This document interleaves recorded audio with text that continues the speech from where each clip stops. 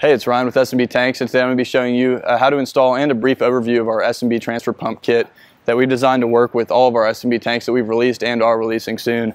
So this pump is built around a GPI 8-gallon per minute pump.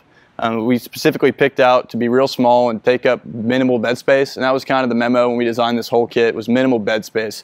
The other options for having a transfer pump right now are a big L tank or transfer tank in your bed. And this way you can use your stock midship replacement tank, suck about 80% of the fuel out of it. So in this case, with a 60-gallon tank on this Ford crew cab short bed 2011-16 truck, you'd be getting right at about 40 to 50 gallons out of this tank. So that way you can suck a lot of fuel out, but it won't leave you stranded. So I'm going to kind of break down what you're going to get if you order an S&B transfer pump kit. So to start, I'll show you the pump itself. So this is the Easy 8 RVS. It has a paddle wheel switch here, 45-degree nozzle holder so that when it's bolted into your bed, nozzle sits nicely. If you have a tonneau cover, it won't interfere with the tonneau cover. Just tucks up real smooth in the corner.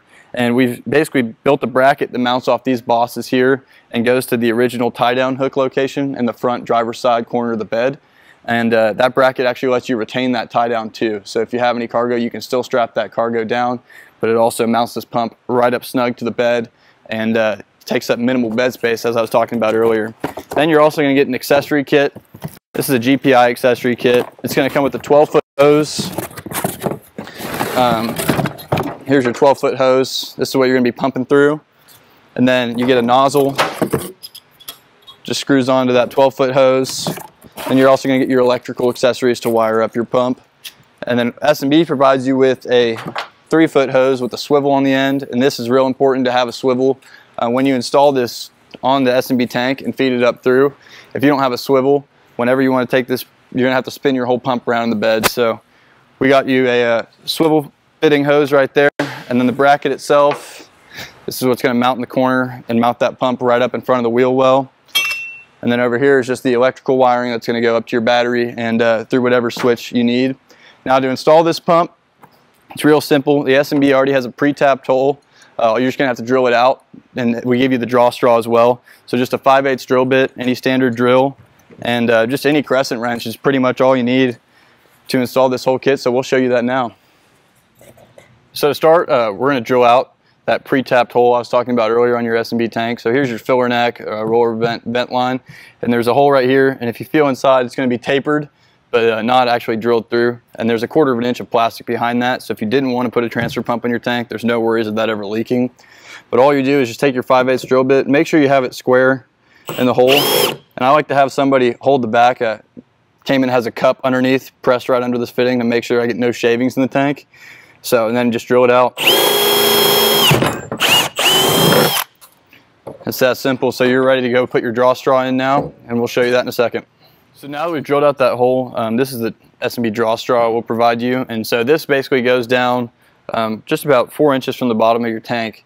And so it's going to let you get a bunch of fuel out of your tank but never strand yourself. And so now that we have that drilled out, I'll show you. It literally just slides right in and just start it. Put some Teflon tape on the threads there, and it's a 32mm, or you can use a crescent wrench, either way.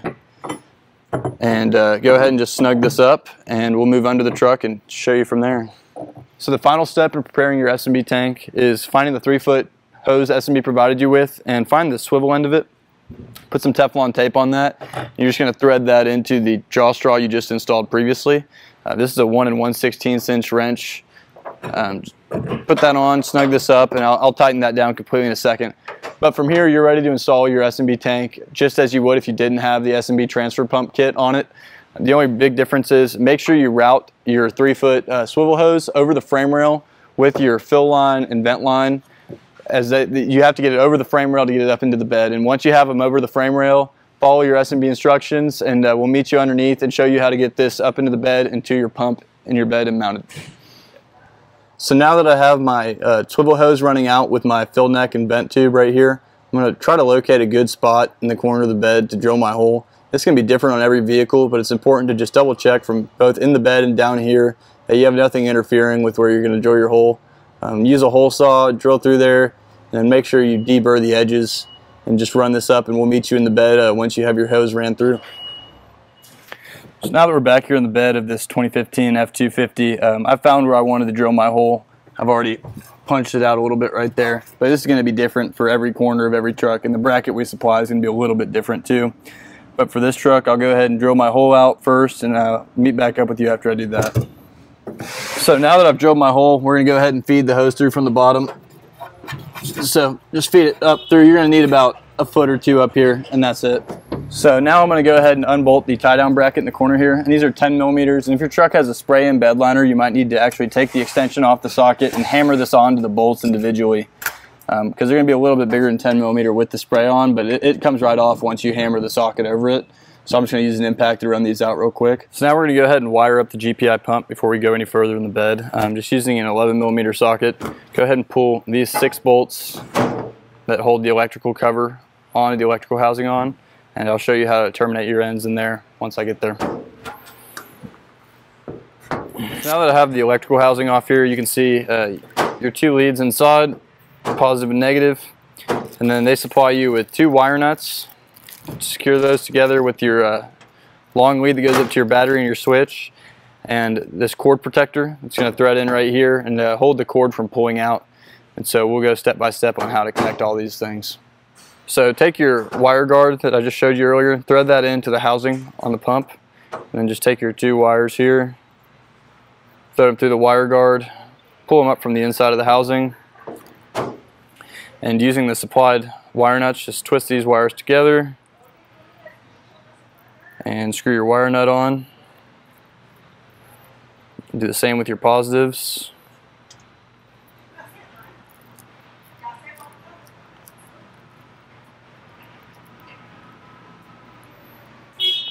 And you're good to go. So now that I have my wire nuts on, I'm going to take the other end of the wire guard that I threaded in and just thread it over the wire, run it all the way down. And this is what's actually going to secure this wire from ever pulling out.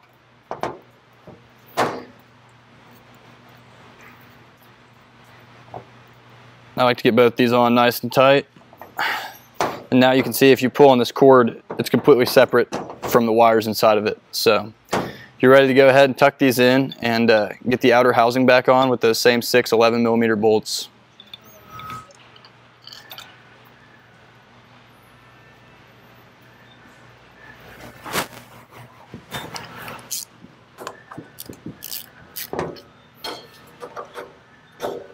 So now that we have the GPI pump wired up, I'm going to go ahead and start the bolts that hold the bracket to the GPI. Now the holes are different size. The forward bracket's a little bit more offset here, so you can't really mess this up.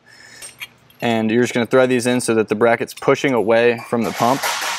So now that we have the bracket on our GPI pump and the hose fed through here, I'm going to put some Teflon tape on that fitting and spin it into the feed fitting here on your GPI pump. And there's an arrow right here that shows you your flow direction. Plus with the bracket you can only really install it one way, which is correct. So this will be spinning into the bottom fitting. So now that we have this hose screwed onto the bottom here, I'm going to take the factory tie down, thread the factory bolt through it, find the factory bolt hole back here where that tie down was originally screwed in. Just start that by hand real quick. Go ahead and find the second bolt, do the lower one as well. Once you have those started, you can run those down with an impact.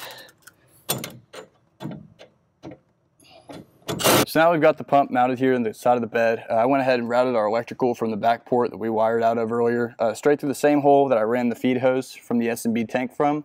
So now we're going to go ahead and get the 12-foot hose installed on the top port, get the nozzle installed on that, and we're ready to start sucking fuel.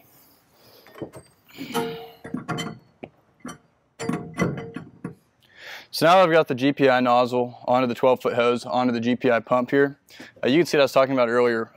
Even if you have a bed cover or anything, we sit under the line of the bed the whole way back. You can really see how compact that package really is. And once again, you still have your stock tie down back there if you need to get to it for anything. And we're basically in line with or behind the wheel liner the whole way up here.